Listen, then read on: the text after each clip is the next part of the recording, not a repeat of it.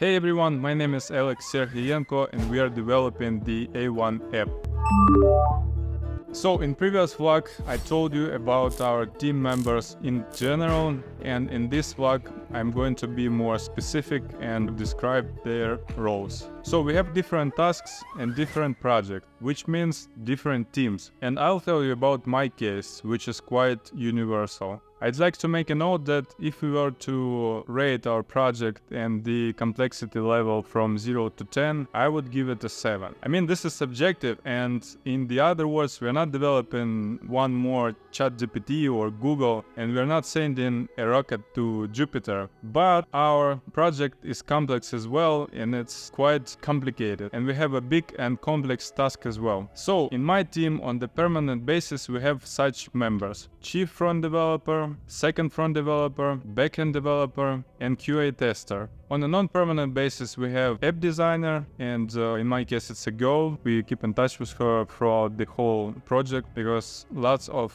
edits are inevitable, and you would better keep in touch with her and have good relations because you're gonna need her from time to time. So number 2, illustrators. In our case, it's various people, and I would say on a very non-permanent basis because those people, they are very creative, and one day you can reach them, another you can't because they're doing some other projects. But in our case, we have some contacts as well, and these guys, they used to make our main character, Mr. Kid, and they created all illustrations for our animation pack in Telegram. And later on, these Lottie animations we used in our application. So I'm a big fan of motion and animations in general, and maybe after watching my vlog, you'll pay more attention to this aspect. Please note that there aren't many applications, even from top 5 companies, where they have lots of motion effects, where buttons move, animation exists, etc. So do you know why?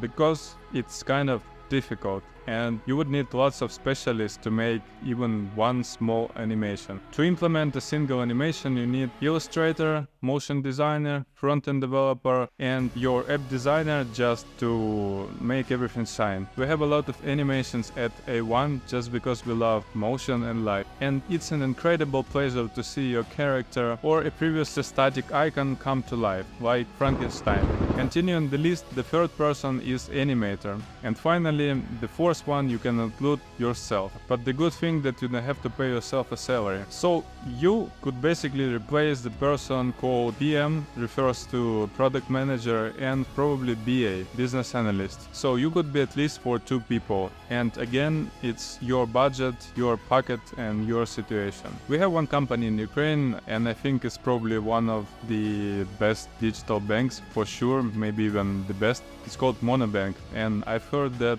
they've spent around $2 or $3 million to develop their product. I'm not sure if they spend it only on application or generally to make the whole thing happen, but you could do like them to spend a ton of money to set up your thing, or you can involve in every stage of your product development, and if you have limited budget, you can do certain things yourself and just to have a great economy on this.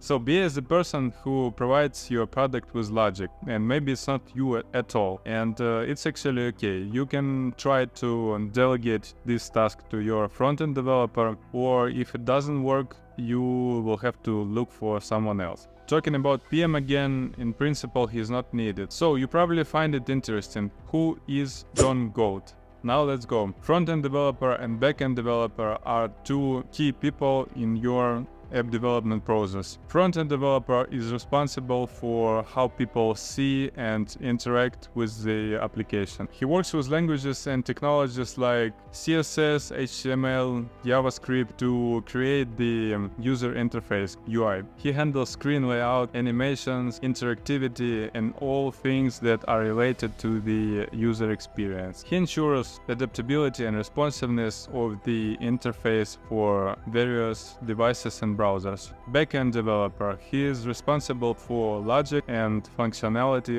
of the application, which is hidden from the user and processed on the server. He works with such programming languages as Ruby, Java, PHP, Python to create the server part of the application. Also handles data storage, request processing, business logic, security, and interaction with databases. The front-end developer creates an interface that users see and interact with, while the backend developer provides all the necessary functionality, data processing, and interaction with external resources.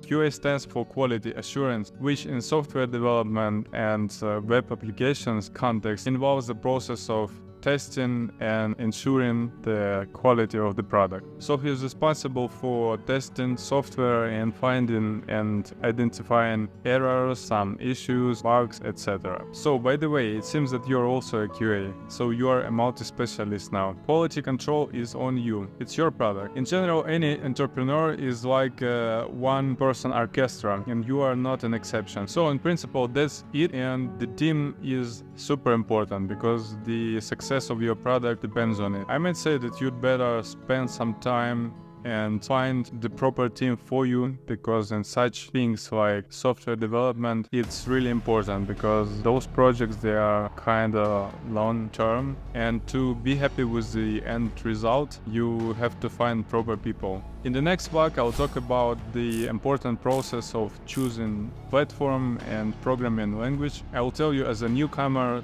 as if it were I a year ago. So stay tuned and see you in the next video. Guys, I would actually like you to excuse me for my English. I know that it has a huge room for improvement, and I'm trying from the vlog to vlog to make it better. And actually I'm not so good in vlogging, and so I have like two things going on each other. I'm trying to concentrate on what I'm saying, trying to look directly in the camera, and the first thing I'm thinking about all the time is my English. I'm not sure if certain things I'm saying are correct. I'm not sure about my pronunciation, so it's pretty lots of things, but I think it's better to do than not to do at all, and I really have some interesting experience to share with you.